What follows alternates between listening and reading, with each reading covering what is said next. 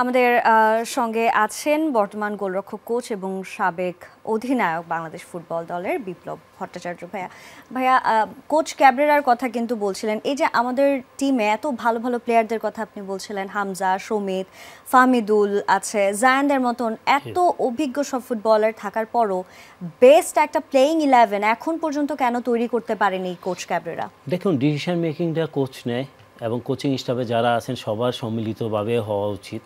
So আমার মনে হয় যেটা মনে হয় যে কোচ উনি ওনার জায়গা থেকে হয়তো চিন্তা করেছেন যে ওনার যেই 11 সাজানো ওইটাই বেস্ট।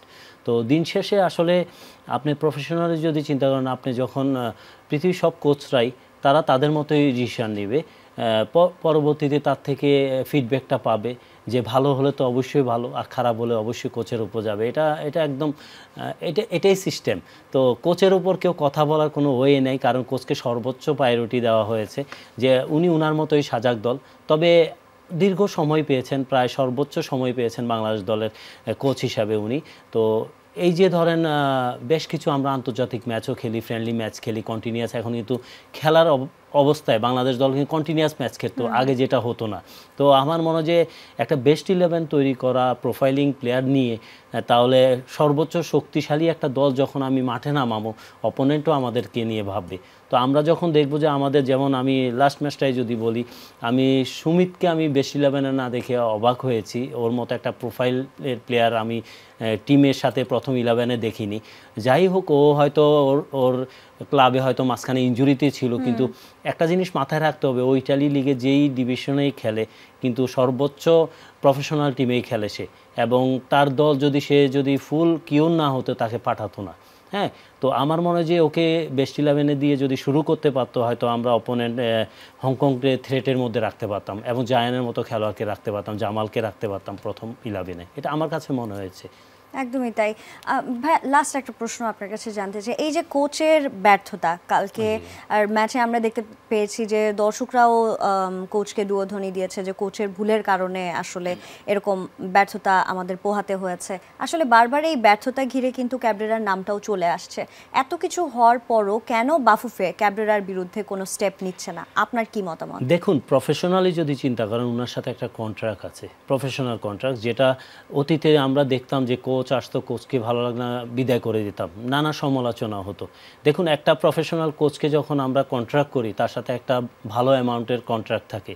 তো ফুটবল ফেডারেশন সর্বোচ্চ প্রায়োরিটি দিচ্ছে, কারণ তার সাথে একটা কন্ট্রাক্ট আছে। আমরা যদি মাঝপথে, দেখুন আমাদের এখন 9 তারিখ আমরা ম্যাচ খেলাম, আর 14 তারিখ এই সময়গুলো, এবং এরপরে নভেম্বরে আমরা ইন্ডিয়ার সাথে ম্যাচ খেলবো।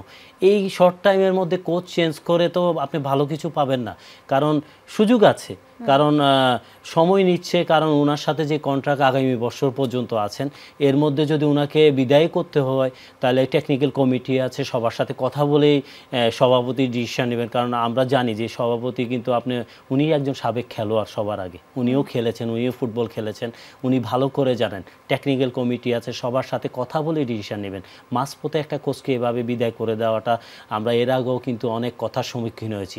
দেশের সম্মানের ব্যাপার আছে। তো একজন প্রেসিডেন্ট বিচক্ষণতার সাথেই চিন্তা করছেন, কারণ সামনের খেলাগুলো নিয়ে চিন্তা করছেন। আমার বিশ্বাস যে হ্যাঁ, ভালো হলে অবশ্যই ওনাকে রাখবে, খারাপ হলেও তখন চিন্তা করবে যে আমাদের অপশন থাকবে।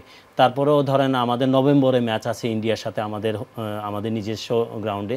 তো এর আগে, ইন্ডিয়ার ম্যাচের আগ পর্যন্ত আপনি কোনো কিছু চিন্তা করার আগে অনেক কিছু ভাবতে হবে। তো আমার মনে হয় যে সময় দিতে হবে, একটু সময় দিতে হবে। আমরা তো খারাপ করছি, এখন তো আমাদের কিছু বলার নেই। আমাদের আরও 2টা ম্যাচ আছে, বিশেষ করে হংকং ইন্ডিয়ার সাথে ম্যাচ, ঢাকায় একটা ম্যাচ আছে ইন্ডিয়ার সাথে। এই 2টা ম্যাচ যাক, আমার বিশ্বাস যে এই দিকে ফোকাস করা উচিত সবাই।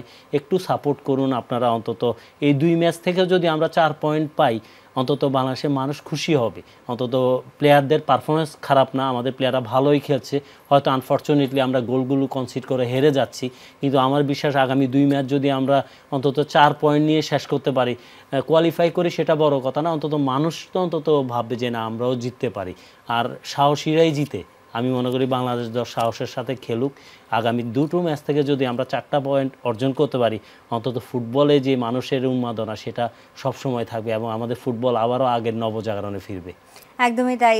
ভাইয়া, আপনাকে অনেক ধন্যবাদ আমাদের সঙ্গে আজকে যুক্ত হওয়ার জন্য। ধন্যবাদ আপনাদেরকে।